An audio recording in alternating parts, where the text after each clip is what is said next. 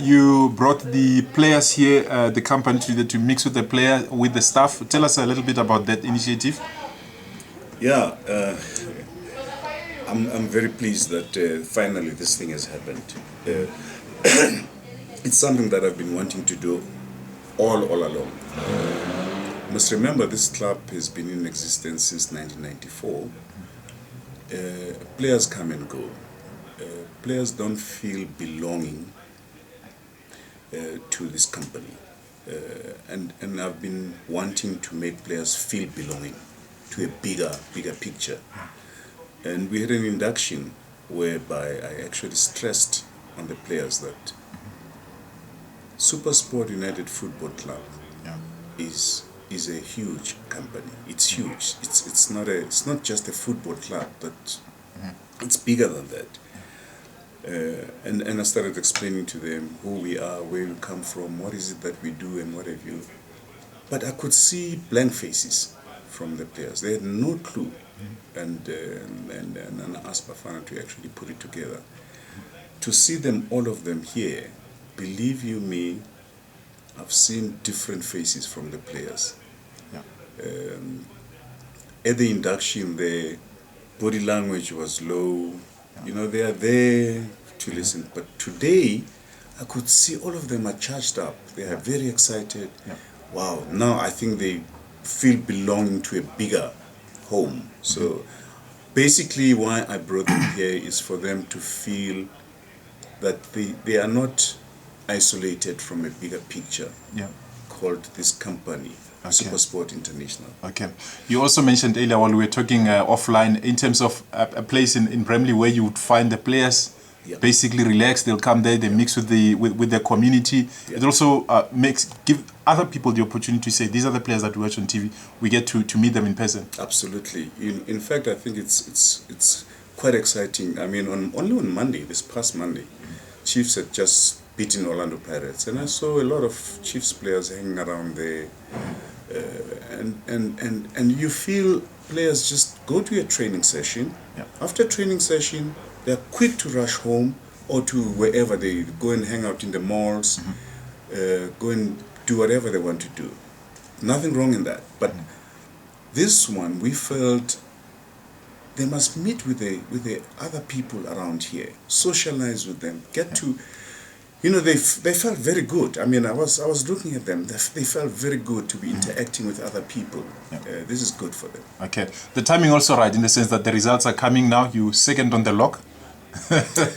Well, yes, second on the log. We started very well, I must confess. We started very well. This is the first time in many years that we started the league on a high. We always start very slowly and we pick up with time.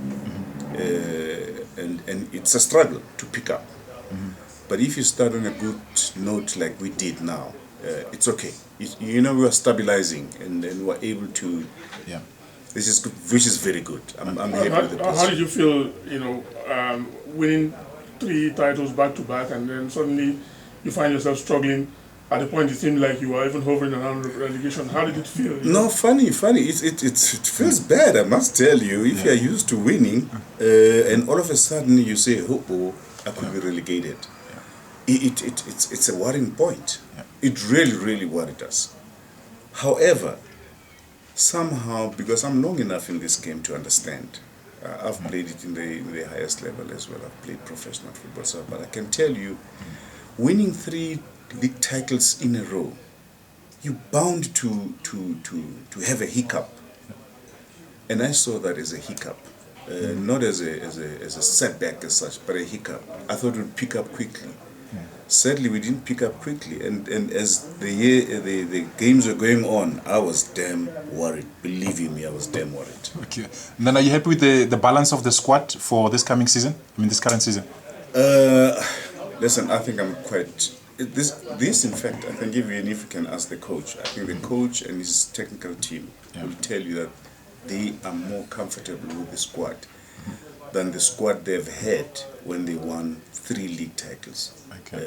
So if my coach is telling me that, it gives me comfort, because he says his bench, the players who are not starting in the lineup, must be more stronger than actually the players, the 11 that starts up. Okay. So that when he looks at the bench, something happens, bring in somebody, there's a big difference. And indeed, I've looked at the bench, the squad itself, 28 players.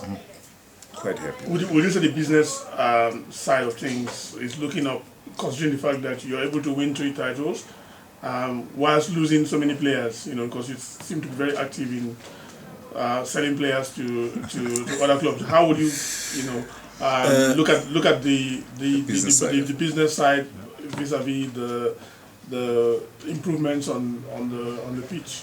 Yeah, no, sure. I'm the first to confess this. I've been too generous in letting players go. Very generous, to an extent that I even said generosity was my first mistake. This year, if you notice, last season, I refused to offload players. I refused completely. I actually told them, even at their year-end function, I said, I am not releasing any of you guys. You're going to be stuck with me. This thing of saying a player performs very well, certain big clubs say, wow, we want this player A, we're prepared to pay so much, and I let go. It has killed me. I'm not going to do that again. Okay. I've learned the hard way. Okay, speaking about... So just one more, you came close to losing your coach last season, at the end of last season, and you were able to keep him.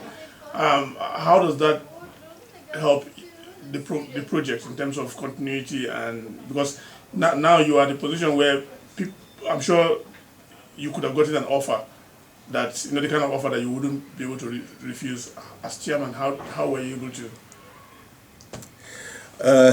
To make my coach realize that I need him. I have one good strategy which I've used all along. I actually want to make people feel belonging. I make this a home away from home. This football club must not be seen as just a machine, a factory where you come work, slog it out, and then go home. I want when people come here, they must feel part and parcel of this establishment. And I think the coach and many other people in my club, especially the technical team, have since realized that there is no better home than this one. We will have hiccups. We fight. Believe me, it's not smooth sailing. We fight. We throw each other stones and what have you. But at the end of the day, this is a much better home. And also, I always remind people that the grass is never greener on the other side. Look at what has happened to other coaches. There are coaches who have hopped from one club to another, because thinking that if I go to this club, it's much better than this one, it's better than. And they realize, no, it's not as what I thought it would be, and what have you. I believe in retaining and maintaining the same people. I did that with my previous coach. He was the longest serving coach. Pizzo. And yet he was a rookie. He started with me and I stuck by him. The only time he left was when he was going for a better offer. And I've stuck with this coach. He's stuck with me. Until he's called by the national squad, then I would consider it, because national duty is more important to me than just club to club. I think it's also a privilege. It's also a privilege, indeed. Okay. Yeah. Mr. Chairman, two more questions. The one holding on to players, Morgan Gould, there were rumors that he was likely to go to a local club. Anyway. No, he's not going anywhere. Forget it. In fact, he's not going anywhere. Morgan has had a lot of offers, believe you me, to an extent that they unsettled the player, which is very bad. In fact, some of those clubs, I've written them letters. Two top clubs in this country, I've written them letters to tell them this is unprofessional conduct they're doing. Must get off my player because they're confusing the player. They know the proper channels to go about doing it. So Morgan is settled now. He's actually the best player we have on the field now. Right. Settled? Is he focused now? Oh, very much so. He's focused. He's happy. He's comfortable. Okay. Final question, Chairman. You mentioned earlier, speaking about the players here at the company, educational aspect of the game. Obviously, players cannot play for the rest of their lives. I mean, if you have a playing career, it's a short span. You can only play for 10 years, but you also want to make sure that players get to take care of their education as well at the same time. Oh, absolutely. In fact, this is the only club that I know of in this country that offers bursaries to football players. The only club. Yeah.